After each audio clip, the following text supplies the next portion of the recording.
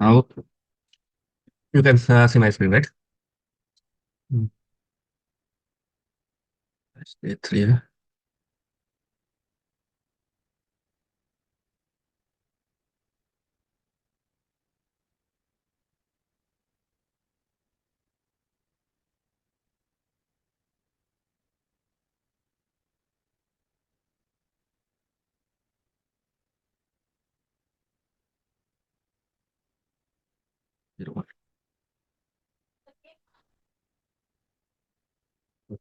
Now, so start with the pre increment post increment operator और assignment operator. उसके बाद assignment operator में कौन कौन से हैं? प्लस इक्वल्स टू, सबसे पहले equals to that is assignment operator. उसके बाद plus equals to, minus equals to, multiply equals to, and division equals to, and modulo equals to. अब इक्वल्स टू जैसे सपोज कर ले कि हमने इंटीजर ए दिया है और ए में कोई वैल्यू को असाइन करना है, यहाँ पे इक्वल्स टू यूज करते हैं 100. एंड ये जो इक्वल्स टू है, ये जो असाइनमेंट ऑपरेटर है, वो आपका कंडीशनल ऑपरेटर से डिफरेंट है. जो हमने यहाँ पे दिया है, इससे पहले हमने बताया आपको इक्वल इक्वल्स टू. ठीक है, ये कंडीशनल ऑपरेटर है, तो ये इक्वालिटी चेक कर रहा है कि ये दोनों लेफ्ट हैंड साइड वैल्यू और राइट हैंड साइड वैल्यू दोनों इक्वल है या नहीं. बट यहाँ पे क्या है, right hand side value left hand side वाले वेरिएबल्स में असाइन हो रहा है, यानी कि ये कंटेनर हो जाएगा और ये 100 उसकी वैल्यू हो जाएगी. ठीक है, ये असाइनमेंट ऑपरेटर है. अब सपोज कर ले ये प्लस इक्वल्स टू किस तरीके से यूज होता है. मैंने यहाँ पे इंटीजर हमने बी ले लिया, बी में हमने क्या किया, बी प्लस और ए प्लस इक्वल्स टू 10. तो ये हमने एक शॉर्ट में हमने लिखा लिखा है. इसका मतलब ये होता है, तो इसको इस तरह से आप चेक करें, B equals to A, A plus जो अभी वैल्यू है, ए इक्वल्स टू, सॉरी, ये मैं ए इक्वल्स टू प्लस 100, ये हो जाएगा ए इक्वल्स टू ए प्लस 10. इसका मतलब है, यानी कि ए को हमने ए प्लस इक्वल्स टू जो अभी करंट वैल्यू है उसमें हम ए की वैल्यू को इंक्रीज कर रहे हैं विद द 10 वैल्यू. ओके, उसी तरीके से अगर हम लिखते हैं, तो यहाँ पे कितना वैल्यू हो जाएगा, अगर ऊपर में 100 है तो यहाँ पे 100, ए की वैल्यू 110 हो जाएगी. ए सॉर्ट करेंगे ए, तो यहाँ पे 110 दिखे. अगर ए माइनस वन इक्वल्स टू 100 में यहाँ पे कर देता हूँ, इसका मतलब ये हो गया कि ए की वैल्यू ए माइनस 100. ये डायरेक्ट हम लिख रहे हैं, इसकी आउटपुट कितना हो जाएगा, 10 रह जाएगा. ए सॉर्ट करें ए. अगर मैं यहाँ पे लिखता हूँ ए मल्टीप्लाई इक्वल्स टू 5. ठीक है, ए इक्वल्स टू ए मल्टीप्लाई कितना हो जाएगा, 5. तो ए की वैल्यू ऑलरेडी कितना है, 10 बचा है, तो 10 मल्टीप्लाई 5 कितना हो जाएगा, 50 हो जाएगा. यहाँ पे आउटपुट क्या आना चाहिए, 50. शॉर्ट. नाउ ए डिवीजन 7, अगर मैं ये ऑपरेटर यूज कर रहा हूँ, इसका मतलब है कि a equals to a divided by 7.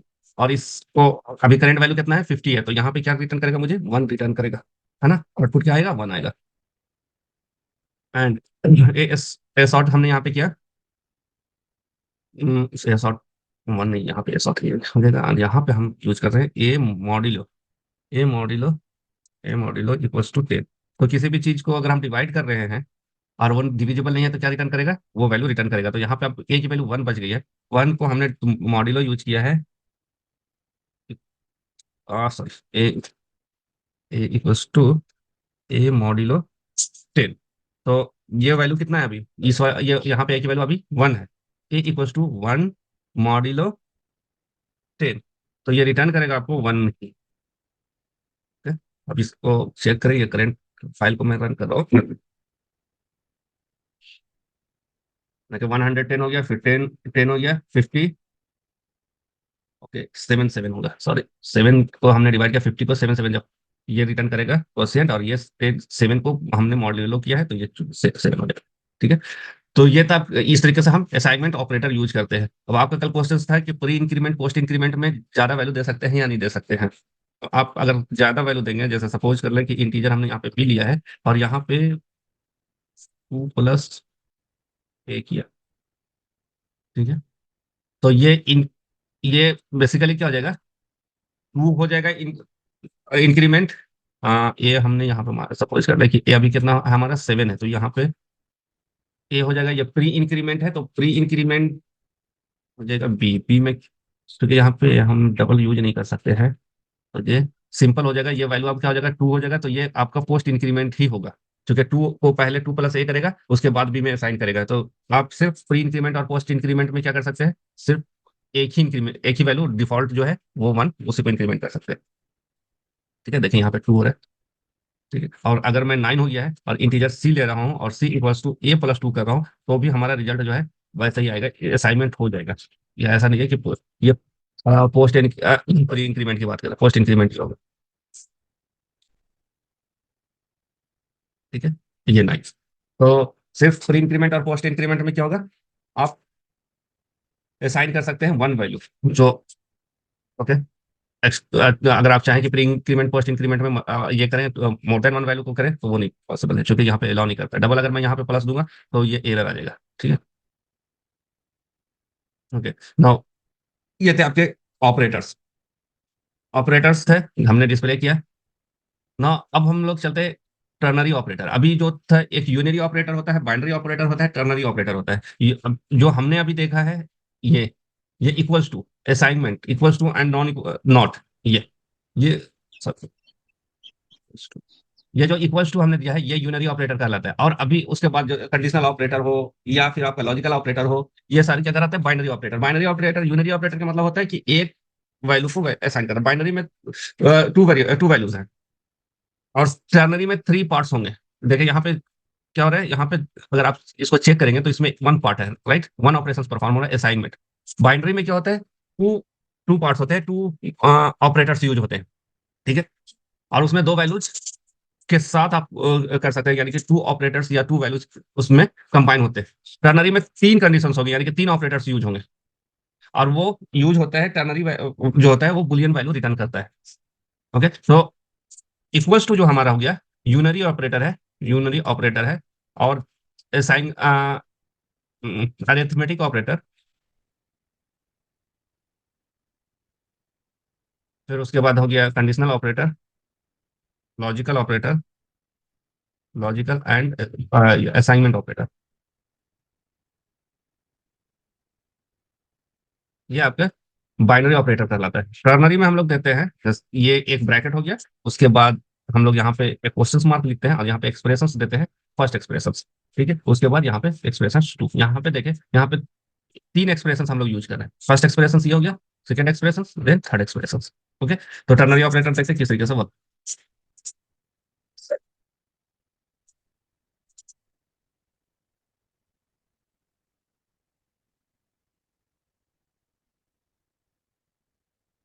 Suppose कर ले कि हमने यहाँ पे एक बुलियन वैल्यू लिया है, बुलियन ए।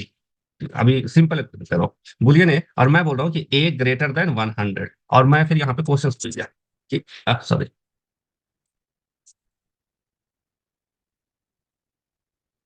500 ग्रेटर देन 800। अगर ये है 500 ग्रेटर देन है, तो क्या होगा, ए में वैल्यू आप ट्रू असाइन कर दो और एल्स फॉल्स असाइन कर दो। ठीक है, अब यहाँ पे एस आउट करते हैं ए। तो अभी ये क्या हो जाएगा, अभी ये सॉरी यहाँ पे इस, अभी ए की वैल्यू क्या हो जाएगी, ट्रू रिटर्न करेगा, राइट। अभी तो सिंपल हमने लिखा है, चूंकि आपको समझाने के लिए मैंने यहाँ पे क्या लिखा है कि ये आप कंडीशनल ऑपरेटर देख चुके हैं जिसका ट्रू या फॉल्स रहता है वैल्यू, तो ये ए में मैं असाइन कर रहा हूँ इसकी वैल्यू। लेकिन अगर मैं बोल रहा हूँ कि नहीं, एक वैल्यू है सैलरी, यहाँ पे मैंने डबल ले लिया सैलरी।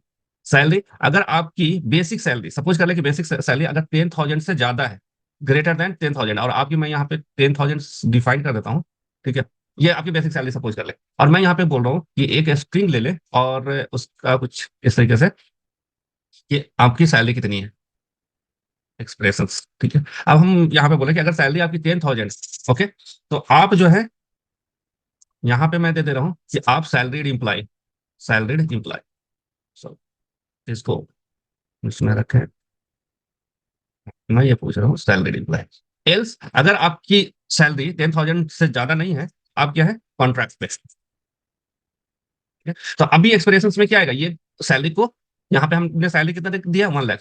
तो ये जो सैलरी है कंपेयर होगा, ये रिटर्न करेगा ट्रू। अगर ट्रू रिटर्न करेगा तो ये वाला जो पार्ट है, फर्स्ट वाला पार्ट असाइन हो जाएगा एक्सप्रेशन पे। अगर ये फॉल्स होगा तो ये चला जाएगा कॉन्ट्रैक्ट वाला, कॉन्ट्रैक्ट यानी कि सेकंड वाला पार्ट जो कोलोन के बाद वाला जो वैल्यू है वो आपका असाइन हो जाएगा एक्सप्रेशन में। ठीक है, तो इस तरह से एक्सप्रेशन आप चेक करें कि ये आपकी सैलरी में है या कॉन्ट्रैक्ट में। ठीक है, सैलरी इनपुट। अब यहाँ पे मैं आपसे पूछता हूँ, दो वैल्यू देता हूँ, ठीक है, ए और बी।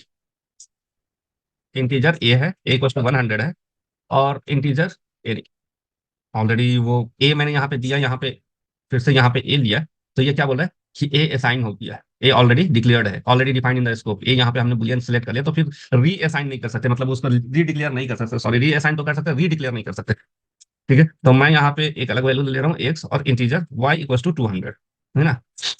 आपने बचपन में बहुत खेल खेला होगा कि मैं बड़ा या तू बड़ा, मैं मेरा वेट ज्यादा है या तुम्हारा वेट, है ना, मैं लंबा या तू लंबा, इस तरीके से हम लोग बचपन में कंपेयर करते थे, राइट। स्पोर्ट्स फील्ड्स पे हम लोग कंपेयर करते थे एक दूसरे से कि अगर मैं क्रिकेट खेलने जा रहा हूँ तो मैं ज्यादा रन बना सकता हूँ या तुम ज्यादा रन बना सकते हो, मैं अच्छा बॉलिंग कर सकता हूँ या तुम, मतलब इस तरीके का कंपेरिजन। तो मैं यहाँ पे सिमिलर वे में आपसे पूछ रहा हूँ कि एक्स और वाई, इसमें हमें बताएं कि एक्स बड़ा है या वाई बड़ा है। ये वैल्यू हमने दे दिया यहाँ पे 100 एंड 200, ठीक है, तो वाई आपको समझ आ रहा है कि यहाँ पे 200 है, लेकिन अगर इसको मैं कंप्यूटर से पूछूंगा कि आप बताओ कि एक्स बड़ा है या वाई बड़ा है, तो किस तरीके से आप इसको लिखेंगे। ये जो हमने टर्नरी ऑपरेटर यूज किया है यहाँ पे, इस तरीके से लिखेंगे, और एक्सप्रेशंस को यहाँ पे एक्सप्रेशंस वन कर देंगे, और यहाँ पे ब्रैकेट के अंदर क्या देंगे, एक्स, अगर अगर मैं बोलो एक्स बड़ा है वाई से, तो ये हमें क्या एक्सप्रेशन असाइन होना चाहिए, एक्स इज ग्रेटर, एल्स अगर वाई की वैल्यू हमने चेंज कर दी तो यहाँ पे आएगा Y is greater. Okay, no, अब इसको आप ऐसा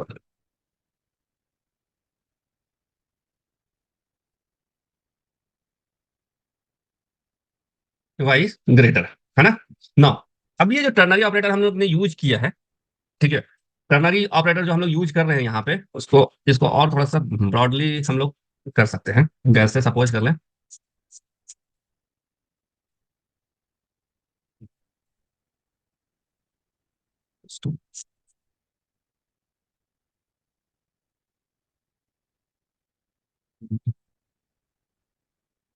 मैंने पूछा यहाँ पे एक्स ग्रेटर देन वाई, ठीक है, फिर मैं पूछ रहा हूँ एक्स ग्रेटर देन वाई है, तो फिर मैं यहाँ पे एक एक्सप्रेशन लिखने की कोशिश कर रहा हूँ कि फिर से एक एक्सप्रेशन मैं लिख रहा हूँ, मैं भी देता हूँ एक्स ग्रेटर देन जेड, ठीक है,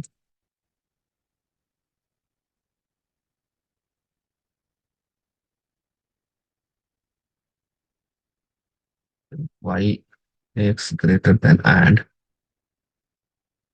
ग्रेटर देन जेड, तो मैं यहाँ पे लिखता हूँ कि एक्स इज ग्रेटर, ठीक है, और यहाँ पे मैं देखता हूँ कि एक्स बड़ा है वाई से और एक्स बड़ा है जेड से, तो एक्स सबसे बड़ा हो गया, और यहाँ पे अगर ये फॉल्स होता है तो मैं ये चेक करता हूँ कि वाई ग्रेटर देन जेड, ठीक है, अगर वाई ग्रेटर देन जेड है, ठीक है, X greater than Y, or Y then Y is greater, else Z is greater.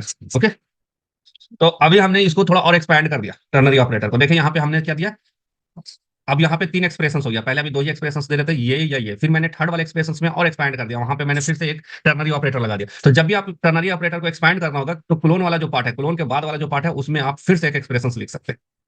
ठीक है, अब देखते हैं ये शॉर्ट कौन सा है, एक्स बड़ा है, अच्छा Y is greater, right, Y is greater, अभी हमने यहाँ पे दे दिया, यहाँ पे इसको जेड को मैं बना देता हूँ 500, 600 बना दिया हमने, तो जेड इज ग्रेटर आना चाहिए लास्ट वाला एक्सप्रेशन की, Z is greater, okay, working fine. अब वैल्यू चेंज करेंगे, अब मैंने यहाँ पे 1000 कर दिया, वाई तो आ रहा था 200, एंड एक्स को हमने यहाँ पे 1000 कर दिया, तो एक्स बड़ा है वाई से एंड एक्स बड़ा है जेड से, एक्स ग्रेटर आना चाहिए, राइट,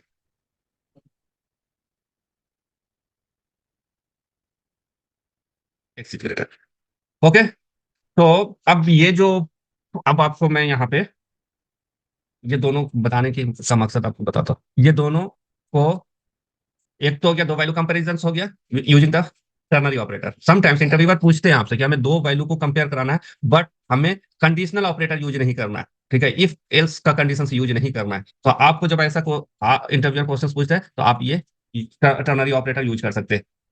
थोड़ा सा अगर आप ये हो जाए मीनिंग कि अगर आपसे थोड़ा एक्सपीरियंस ज्यादा शो करते हैं और कभी इंटरव्यूअर पूछना चाहता है जिसका फोकस ऑपरेटर पे है, तो वो टर्नरी ऑपरेटर पे ज्यादा फोकस करता है, और टर्नरी ऑपरेटर में इस तरह के आपको प्रॉब्लम देगा जहां पे मल्टीपल एक्सप्रेशन आपको फॉर्म करना होगा, ठीक है, मल्टीपल ऑपरेशन आपको फॉर्म करना होगा, तो इस तरीके से आप मल्टीपल ऑपरेशन को फॉर्म करेंगे।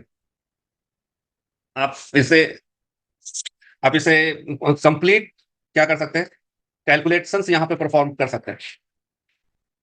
ठीक है ना। ये थे आपके टर्नरी ऑपरेटर। ऑपरेटर जो बेसिक ऑपरेटर ऑटोमेशन में या डेवलपमेंट में यूज होता है, वो मैंने यहाँ पे एक्सप्लेन कर दिया। अगर इससे रिलेटेड किसी को अगर कोई क्वेरीज है तो बताएं। टर्नरी ऑपरेटर का आप लोग खुद से सेल्फ और भी प्रैक्टिस कीजिएगा। ओके ना।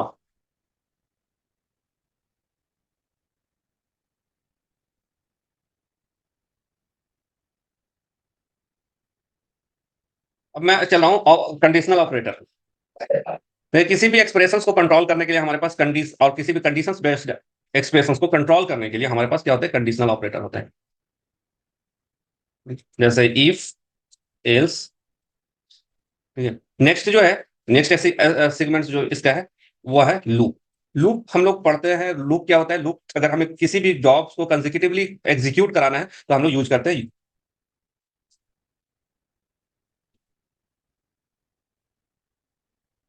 और रिपीटेटिव वर्क, रिपीटेटिव, रिपीटेटिव,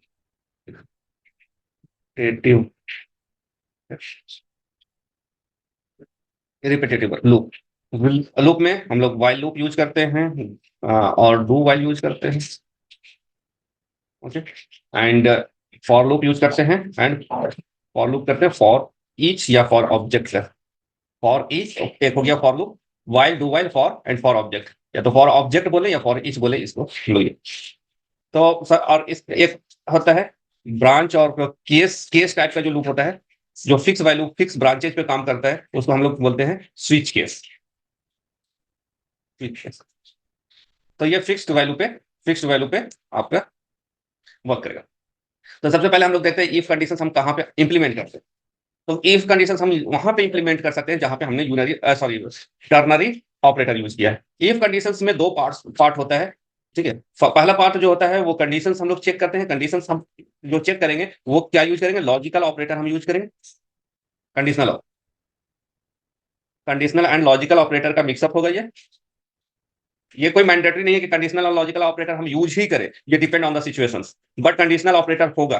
ठीक है। अब इसको इसको किस तरीके से आप हैंडल करते हैं वो आपके ऊपर डिपेंड करता है। मैं एक सिचुएशन बता देता हूं, सिर्फ एक्सप्लेन करने के लिए मैं डिटेल्स में जा रहा हूं, अदरवाइज मैं जब आप प्रोग्राम करेंगे तो you can use the shortcut waste.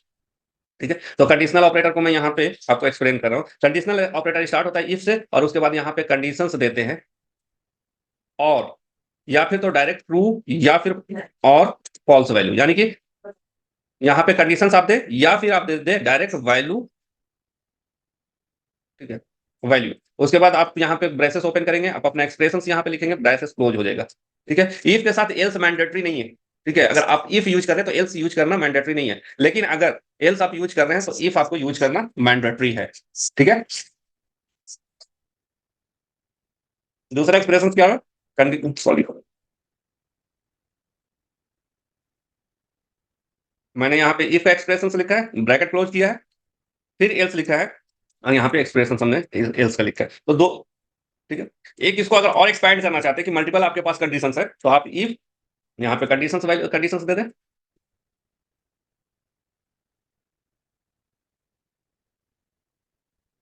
Else if, फिर यहाँ पे कंडीशन एंड वैल्यू होगा। ठीक है। ये एक्सप्रेशन होगा, उसके बाद यूज हो जाएगा, और ये एल्स इफ आप चाहे जितना भी यूज कर सकते हैं। ठीक है। ये आपके ऊपर डिपेंड करता है, मैंने यहाँ पे देखा सिचुएशन। ओके। अब इसको ये तीनों फॉर्म को हम लोग यहाँ पे देख लेते हैं किस तरीके से। यहाँ पे इसका एग्जाम्पल दे देते हैं। मुझे सिर्फ चेक करना है, एक मैंने मेरी जो सैलरी है मैं वो चेक कर रहा हूँ कि मेरी सैलरी 5,000 से ज्यादा है या नहीं। तो सबसे पहले क्या है मेरे पास, मेरे इन हैंड में क्या है, सैलरी है। ठीक है। उसको हमने क्या करना है, कंडीशनल ऑपरेटर से चेक करना है। तो मेरा सैलरी जो है वो नोन नहीं है अभी, सपोज कर लीजिए, तो मैं यहाँ पे क्या करता हूँ, सैलरी लेता हूँ और यहाँ पे एक वैल्यू असाइन करता हूँ 10,000। मैं आपसे पूछ रहा हूँ कि सैलरी कितना है? आपका 5,000 से ज्यादा है, तो मैं यहाँ पे चेक करूंगा, जो क्वेश्चन होगा वो कंडीशन में आएगा कि सैलरी ग्रेटर देन 5,000। ये एक्सप्रेशन हमने लिखा।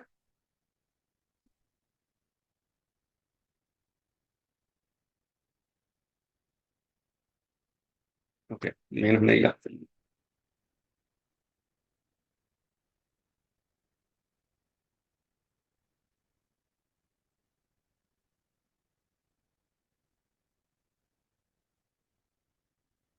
ये सैलरी हमने दिया यहाँ पे।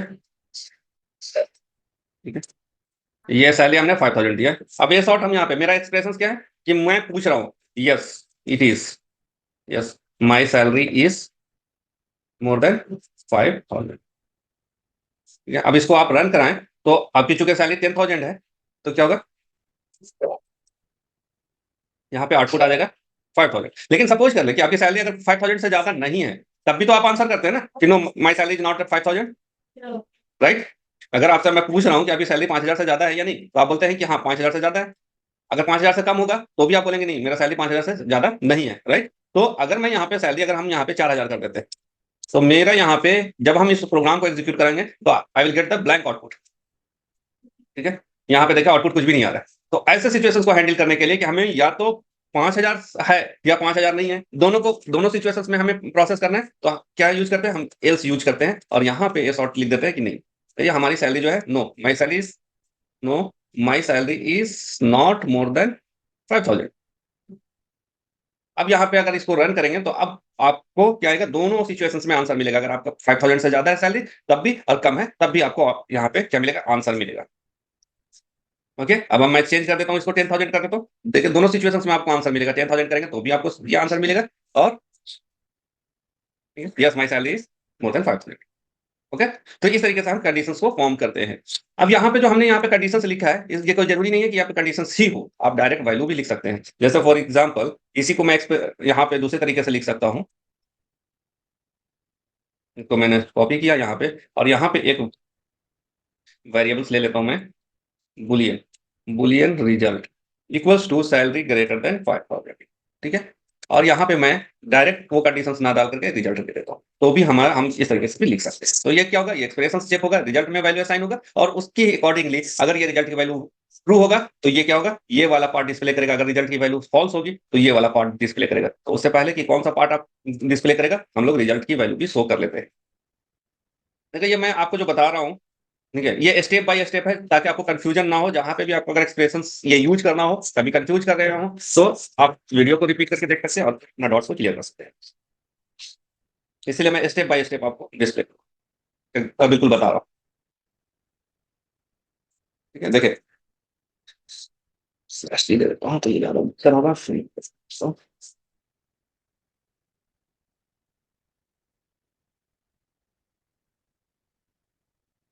ठीक है, रिजल्ट ट्रू हो गया, ये 5,000। अब यहाँ पे अगर मैं सैलरी की वैल्यू चेंज कर देता हूँ, यहाँ पे मैं अगर सैलरी कर देता हूँ, सैलरी रीअसाइन कर रहा हूँ, सैलरी यहाँ पे 4,000 कर दिया, तो रिजल्ट क्या हो जाएगा, ये कंडीशन चेक होगा कि 5,000, क्योंकि मेरा मेरा जो क्वेश्चनर जो है, जो क्वेश्चन पूछ रहा है, वो सिर्फ उसने मुझे क्या दिया, 5,000 दिया। तो मैं ये जो वैल्यू सैलरी की वैल्यू चेंज करूंगा, ये क्वेश्चन को मैं मॉडिफाई नहीं करूंगा, राइट। तो मैं ये सैलरी को एक वेरिएबल्स में ले लिया और उस सैलरी सैलरी के वैल्यू को मैं चेंज करूँ, कभी 4,000 रख रहा हूँ, कभी 10,000 रख रहा हूँ, उसी के अकॉर्डिंग मैं आउटपुट देखना चाहता हूँ। ठीक है, देखिए ये आउटपुट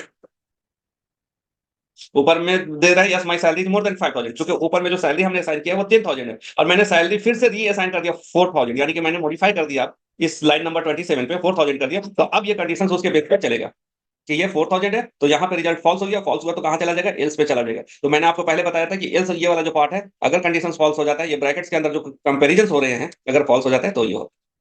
ठीक है, क्लियर है ये चीजें। तो हम या तो डायरेक्ट यहाँ पे कंडीशंस लिखे, या कंडीशंस को हम किसी वेरिएबल्स में स्टोर कर ले और उस वेरिएबल को as a true false value में हम यहाँ पे, लेकिन यहाँ पे रिजल्ट में आप कंडीशन ही की वैल्यू देंगे, यानी कि ये जो पार्ट है इफ के साथ जो ब्रैकेट्स आ रहे हैं ना, उसमें ट्रू या फॉल्स होगा, अदर देन कोई वैल्यू आप नहीं कर सकते। ये रिस्ट्रिक्शन है। 1.7 से पहले अगर जावा आप यूज करते तो उसमें हो जाता था, लेकिन लेटेस्ट वर्जन में ये आप सिर्फ कंडीशन ही देंगे, कोई दूसरा वैल्यू एक्सेप्ट नहीं करेगा।